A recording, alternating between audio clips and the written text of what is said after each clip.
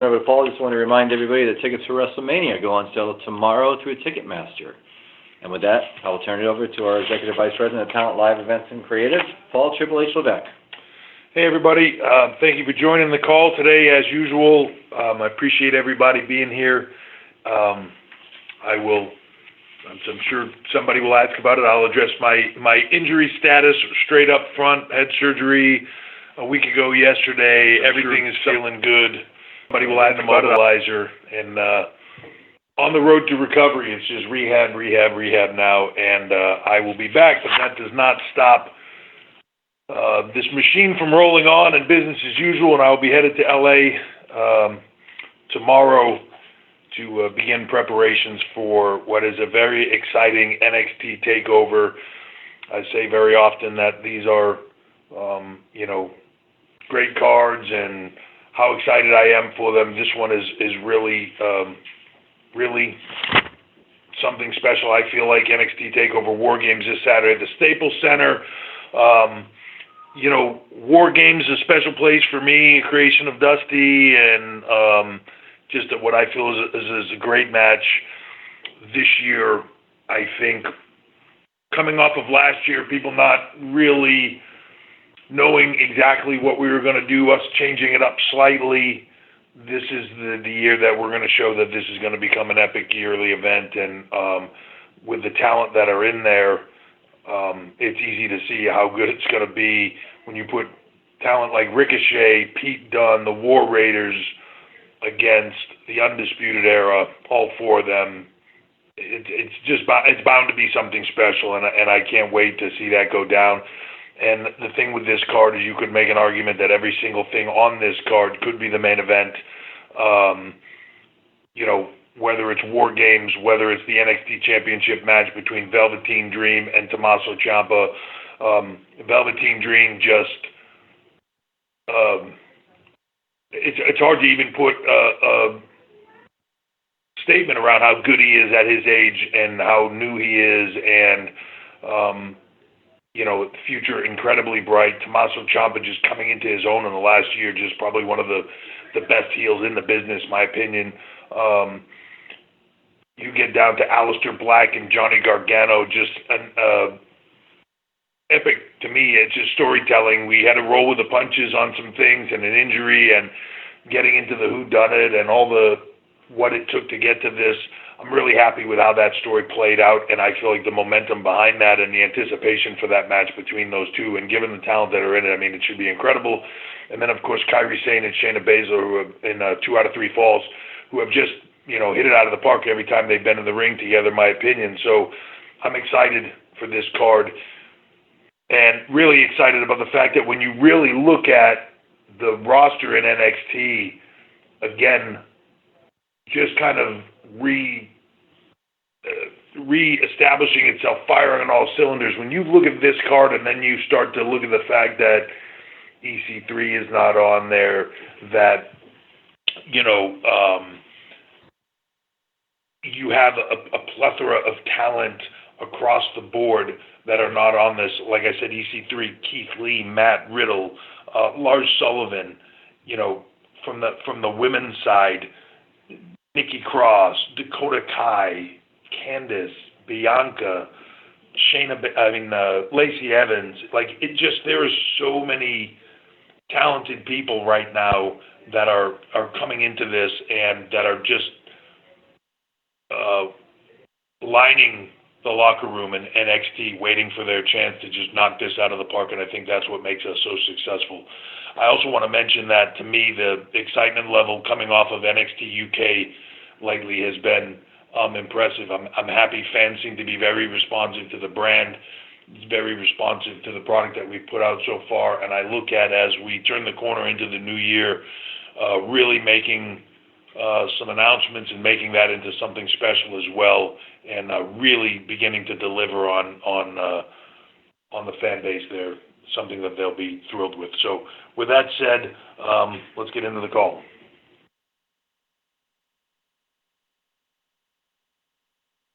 If you'd like to ask a question, that is *1 on your telephone keypad. If you're using a speakerphone, please make sure your mute function is turned off to allow your signal to reach our equipment. Again, that's star one for any questions. Our first question comes from Brian Fritz from Sporting News. Please go ahead. Oh, my God. Yeah. What an upset, huh, guys? In a stunning upset. The streak is Can I take a minute to do a victory lap, or okay? You can do a victory lap. Man, shocking. Quite the upset. I love it. So you guys brought back WarGames last year for the first time in almost 20 years since it's been done. So what did you learn from the WarGames match last year, and what was done right, and what you would do differently? Well, last year, given the position that it was in, it was kind of three different groups, and this has a different feel to it, right? So this is a little bit more towards the traditional side with, and I know they were usually 5-on-5, but this is the two teams, the straighter format. I was thrilled with last year. I thought we took an amazing concept and modernized it slightly for today. There was some debate about the roof on the cage or whatever. Look, it's limiting for talent, and I think that last year proved that it can be a very, very exciting format that can showcase talent and all their abilities, and I'm really excited for it. I'm more excited about the things that we did right last year, and that showcased talent in a way that was extremely positive. I think everybody, for the most part, walked away from that night with a positive experience of WarGames, and I think they will this year as well. So really looking forward to continuing to make this into a franchise and a brand for WWE and NXT going forward. You talked about Velveteen Dream. What in particular over the past even 3-6 months has really impressed you, and how do you compare him to other young talent that you've seen, and how quickly they picked things up and progressed? It's one of the things that I've been the happiest with the system in general. I think of the PC, whether and the training that we're putting talent through, whether that be the current talent that are constantly there, or like when we're bringing talent over from Europe and they're coming in for a period of time, a week, whatever that is, or in the case of like Pete Dunne, Tyler Bate, they're here a bit more often and they're ingrained in the system a bit more. It's the ability for them not only to get the messaging, but to hear it, understand it. Like you can have two people can give you the same message. One's a good teacher and one's not, and you will either learn it or you won't, right? Depending on who's telling it to you. When you're giving them the message, I don't know if it's just we're getting it to them in a better way and they're able to absorb it better, or if just the talent are just more open to it and are more adept at getting it, but they're sponges. People like Pete Dunne, people like Patrick Velveteen Dream, they're just, when you go over stuff with them, the thing that's so impressive with me is we might be in Full Sail and we talk about some stuff with talent there. I go back 3 weeks later and then they have it down. It's the thing that we talked about, the thing that you worked with them on trying to get better on it, and it is just there now, and it's there like it's natural, and it's been there. They're just able to accept the critique, process it, and go. And I don't know if that's being more open to being coaching. I'm not sure what it is, but the talent are extraordinary at it. Velveteen Dream is one of those guys that just, man, he is a sponge for it, and he just picks it up and he gets it instinctively. And if it's something that he didn't pick up instinctively and you explain it to him, once he goes like, oh yeah, I get that, man, he's off and running. And it's the light bulb is just on. Pete Dunne, same thing. There's so many talent that are that way. And I see that in a lot of talent. The growth curve is huge. Rhea Ripley, the change in who she is as a performer in a very short period of time. Bianca Belair, there's so many of them. I hate to even start mentioning them, but they're able to transform and just change quickly as talent and to grow and to become something more. I can't tell you how many times when we're watching, talent will deliver on something spectacular, and if there's one thing that goes wrong and somebody brings it up, you have to remind yourself that, oh yeah, like this person's only been doing this for 2 years, or this person's only even been with us all in from the first time they stepped through the ropes for 2 years. It's remarkable, the progress. Our next question comes from Mike Johnson from PWInsider.com. Mike, I was fearful for a minute you were going to drop down the line and be like 3 or 4, but you had it's just a small drop. So I'd like the record to state I never liked that Brian Fritz guy. In Brian's defense, he called in at like 8:30 last night. I don't know if there's any legal action on a recount too for who goes first, maybe going forward. That seems to be the thing now. Okay. I'll look into that. So, Fightful.com. you had the tryout in Germany recently, and obviously NXT UK is running a number of episodes every week now. What sort of insight can you give us into the continued expansion into Europe and NXT internationally? Because there seems to be some sort of relationship with WXW in Germany. Obviously, you have the relationship with Progress and ICW. And even here in the States, the Evolve relationship has grown of late. What sort of insight can you give us into sort of the international push? Because even on the most recent stockholders call, there were references to international performance centers and things like that. So how close are we to having these full time, and what's the next step that you can kind of provide some insight on? Yeah, I mean, we're obviously making progress on it going forward every day. The tryout in Germany was very successful for us. A lot of athletes came forward that have experience, and we found many that don't, that have seemingly a gift or a natural propensity towards being good at what we do, but only time will tell, obviously. The ability to build a pipeline, as I've said many times, around the world and a pathway to get to WWE, to get to a point in your career where you can be successful and lucrative without the risk, without the hustle, without the inherent issues that go along. And I don't mean this as a knock in a way, but with the independent side of it, where, am I going to get paid? Am I going to show up and the ring is there, or is it broken? If I do get hurt, is there a doctor or a paramedic even there? Is there, what are the things that are the basic necessities? And trying to create systems around the globe with the promotions that do things in the right way, the meaningful way, that are cultivating talent, that are helping them to grow and become something more. And, long term, my goal would be to have this around the globe where there is a viable,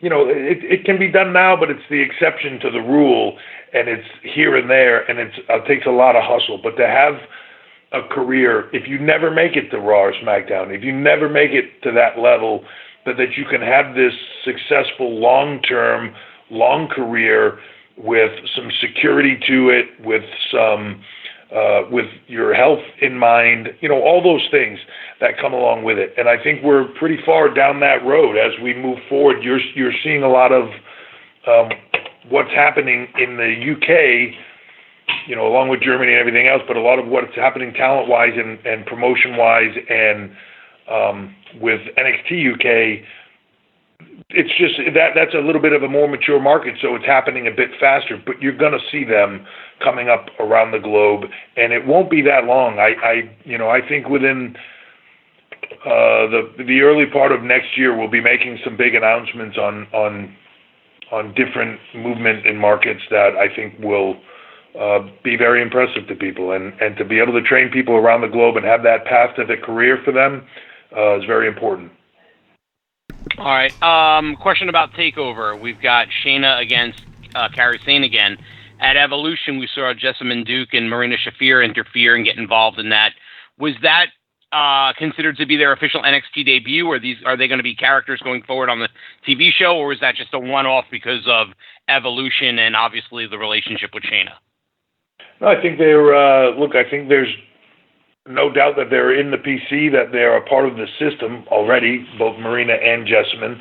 Obviously, they have a relationship with Shayna, so I think you'll see that play out. Where that goes, the two of them are just getting started at this, right? So there's some limit there to the things that they can do, and we'll see how fast they progress. But just like anybody. We'll keep our finger on the pulse of where the characters go and move them from there. But I'd like it to be the start of something more, but we'll see. Our next question comes from Jason Powell from ProWrestling.net. Visit Hey, Fightful.com. Hey, you've spoken in the past about how NXT is a third brand, not just developmental. With that being said, is the ultimate goal still to move the top-level NXT talent up to Raw and SmackDown, or have you reached a point where we could actually see some main event-level talent just become mainstays in NXT? I think you could be at a place where you see main-level talent stay in NXT. I think we're also at the point where you could see some talent that have been on Raw and SmackDown for periods of time and either have had success, not had success, or for whatever reason aren't being utilized, go back into NXT. Much like you might have a talent that doesn't get a lot of exposure on SmackDown but moves to Raw and it's a game changer for them, and all of a sudden they start to do something more and something different. I do think it's a third brand. I also think that with NXT in the UK, I think that as we move forward with these other brands, it's opportunity for people to continue within the system and work at different levels. But I think we're clearly there now to where I think you could see a lot of these talent become mainstays in the brand that they're in, so NXT included. And as we move closer to 2019, do you envision the number of takeover specials and the length of these specials increasing or remaining the same? So, I guess it's a supply and demand, and if the demand increases or is such that we maybe do more of them, I'm not a big fan of just giving more to give more, and even for me on the length of the shows, I feel like we're kind of in a sweet spot. I like leaving people where they're excited for everything on the show, and when it gets to the end, you're looking forward to more, as opposed to being so burnt out. It's just such a long event, or it being lengthy, or having to have sort of break areas within the show when you structure the entire show, that you have to have ebbs and flows in there so that you can kind of bring people down after one epic main event, but give them a rest before they get into the next one. So we'll see where it goes. I do envision us probably doing some things in the UK with the brand there, NXT UK, and doing some larger events there, hopefully. But we'll see what that magic number is as we move forward. And again, trying to keep your finger on the pulse of what's enough and what's too much, and manipulating that as you can. Well, good luck with the show and your recovery. Thank you very much. Our next question comes from Dave Meltzer from Wrestling Observer. Please go ahead. Hey, Dave. Hey, Paul. How are you? I'm good, man. How are you? I'm good. Sorry to hear about the injury and everything, but I know you've been through that stuff before. It's a different injury, but yeah. Good luck on the recovery. Thank you. And there's a lot of stuff. One thing on the what was behind the decision making, say for Saturday's show, to go with 4 matches instead of 5? I guess longer matches would probably be the answer, but is it just like one of those things where you looked at the card and you just said, look, we've got a 2 out of 3 fall match, we got a WarGames, and we have a certain time and we don't need a 5th match? Or what was kind of the mentality behind that? Yeah, so as we put time into it, like WarGames just takes some time, right? The match itself doesn't even start till everybody gets in the ring. I mean, it just takes time to get into. So you kind of have to give that match more time. When we were doing the planning phase, and as Evolution came into play and we decided where we wanted to go there, it sort of changed how we looked at this card a little bit. And as we got into the 2 out of 3 falls with Shayna and Kyrie, that takes more time.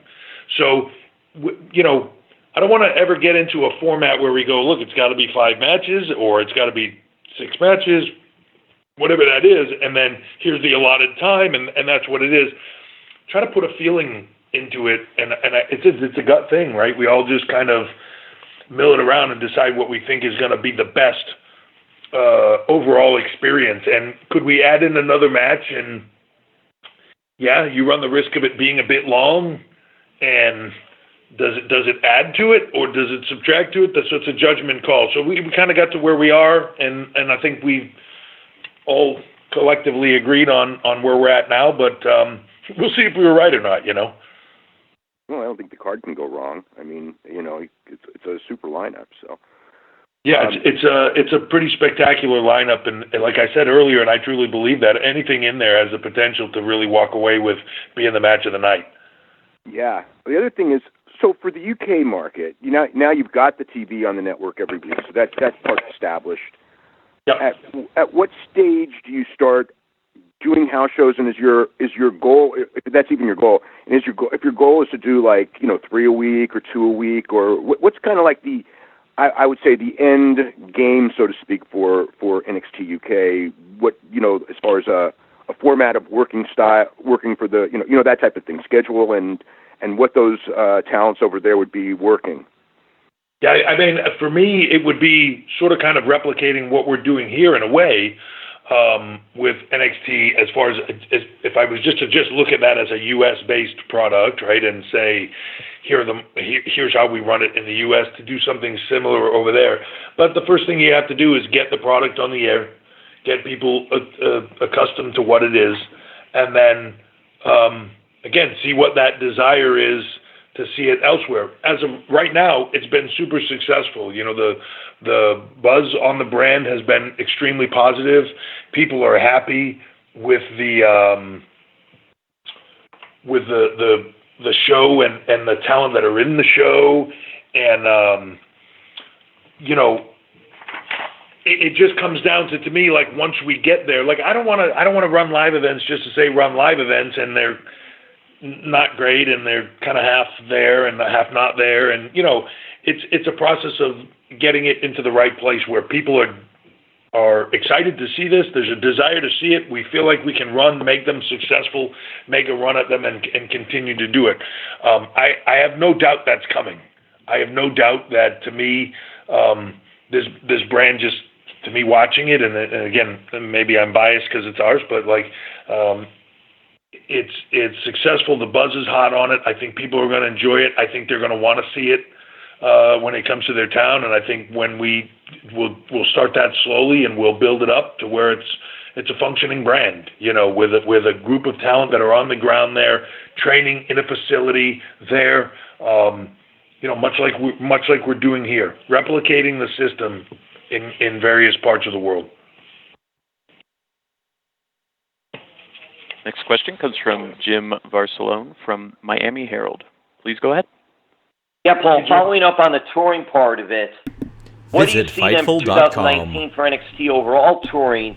Do you think we'll see the same amount of house shows, double shots, more or less, even Evolve involvement? And NXT UK, could we even see that tour over to the United States? Yeah, I think, over example, WrestleMania week, you'll definitely see NXT UK over here as a part of that. Will some of the NXT UK talent tour over here in the U.S.? Yeah, they might just do it under the NXT banner itself. We might flip-flop guys back and forth a little bit. There's no reason why the NXT champion here can't go over to the UK and compete on those cards, or as Pete has done many times here now, come over here and compete here, or those tag champs come over and compete here. So I think you have the opportunity to do a lot of things and keep people working, keep people moving, and getting more and more experience. As far as what the schedule looks like goes, I would like to increase it some. As you've mentioned, double shots. I don't think anybody wants double shots. I don't know that the style today and the increased physicality of what we do today is conducive very much to anything but the rare occasional double shots. I think talent are so hungry they'd be thrilled to do them, but I just don't. I'm more interested in their long term. But we're constantly looking at it. I'd like to add in events. I'd like to add in some more larger events, even if they're not necessarily takeovers. Add in some larger events to begin to, even if it's to tape specialized content from those events and put it within the network itself. We're going to experiment with a lot of different things, and you'll see in the next year to 18 months, I think you'll see a lot of experimentation and a lot of changes in how we do things. And it's all going to be, again, keeping your finger on the pulse of it. Do people like it? Do they not? Is it working? Is it not? Do we need to do more? Do we need to do less? So it's a work in progress. And Paul, with NXT and how it's grown, is it more about developmental and show quality than the financial side? And I know the financial side is important too, but where do you draw the line there between those components? So I think what you're asking, and I think I'll answer this for you, is, you have to look at it multiple ways of NXT, the Performance Center, the feeder system itself, of what it costs and what it takes to bring talent up and into the system. And it's hard to look past the fact that you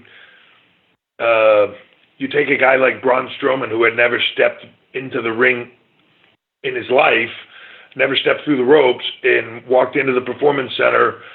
We brought him in, trained him, got him up to the main roster, and he's one of the biggest stars in the company.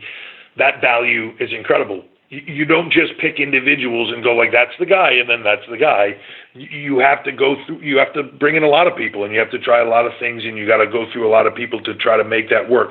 And you're going to find people all up and down the card. So there's a value to that in and of itself. When you can then turn around a brand on top of that, and you can turn around a talent roster on top of that, where you're cultivating all of that, and then you're building additional brands on top of that. NXT does make money on the road touring. The takeovers are profitable.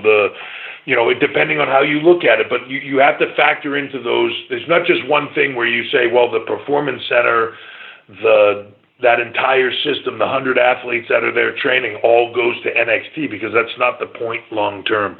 The point is the overall health of the business and the brand for us, and that's on a global basis. And as you begin to bring those in, they're all investments in the content and the talent that are there locally, but they're all long-term investments in WWE as a whole, that there's going to be a talent pipeline that not only is trained in ring properly, is trained promo properly, is media trained, is professional, has life skills, and is going to know how to invest their money, and is going to know all the things that it takes to be successful in not just this business, but in life going forward. The more we have of that, the better it is for everybody. Okay, guys, we have time for two more. We have our next question from Sean Ross Sapp from Fightful. Please go ahead. Hey, Paul, thanks. A few years ago, there was a lot of discussion about WWE maybe not hiring people that were a little bit older, and the certain guidelines that it took to get hired by WWE, and it seems like that has definitely changed. You all have Luis Martinez and Shayna Baszler, who were both hired in their mid to late 30s. Can you explain to me maybe why that changed, the mentality of changing that, and maybe any conversations that went into making that change? I don't know that there was ever... it's funny, sometimes you hear these, or I read and I see rumors of there's this hard and fast rule that they don't do this. It's not a hard and fast rule. It just became kind of the norm, right? I can tell you that if you said to me, how many people in their mid to late 30s are you going to hire to try to get started in this business? It won't be a long list. It has to be a special talent, and it has to be a special talent that has the ability, that we feel has the ability to succeed, that has the ability to do it in a time frame that's accessible and be successful for a period of time that's worth the investment, right? I mean, and then what are the other plans for them long term? I don't.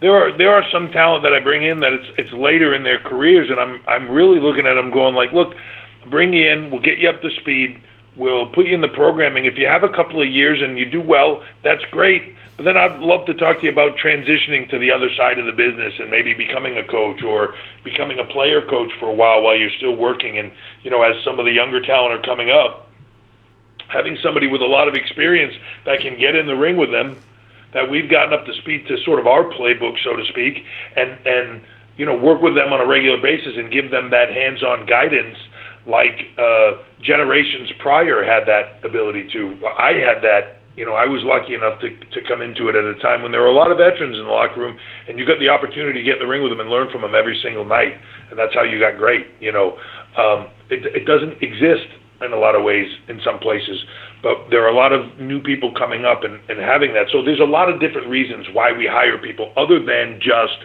hey, I'm looking for somebody that can be a main event player. There's a whole different way of looking at it that, there are some people that I've brought in, even internationally, that I've said I'm going to take a chance and to see how they do on this physically.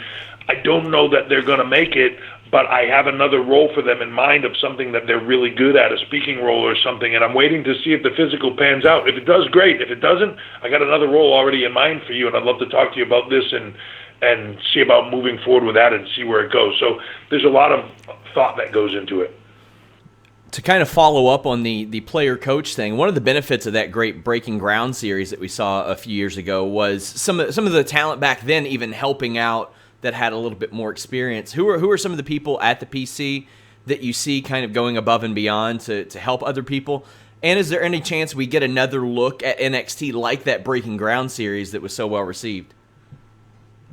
Yeah, look, I would love to get that back.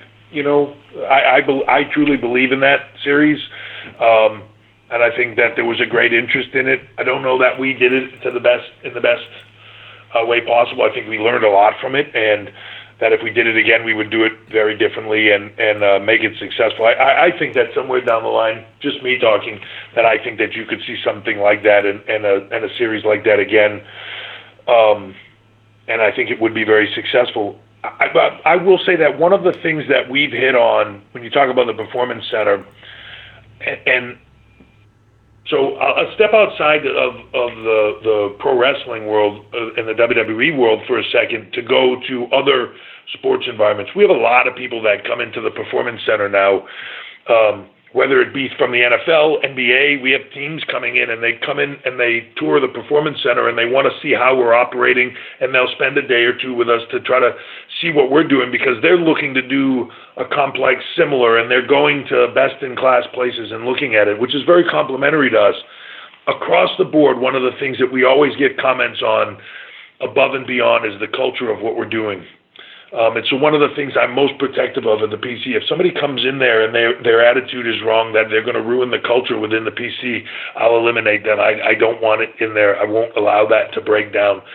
Part of that culture is the ability that it's very much a team environment, and that's really what our business is. While everybody's out for their own individual success, you work together to do it. So as talent become more and more successful, they're very engaged in the success of the people that are underneath them, and you see that across the board. At the upper level, the Tommaso Ciampas, the Garganos, the Aleister Blacks, the Adam Coles, the people that have the experience are constantly feeding back down and helping to bring up the others beneath them to give them that more experience. And then as you see them getting more experience and you see them growing into the role, they're doing it with the people underneath them.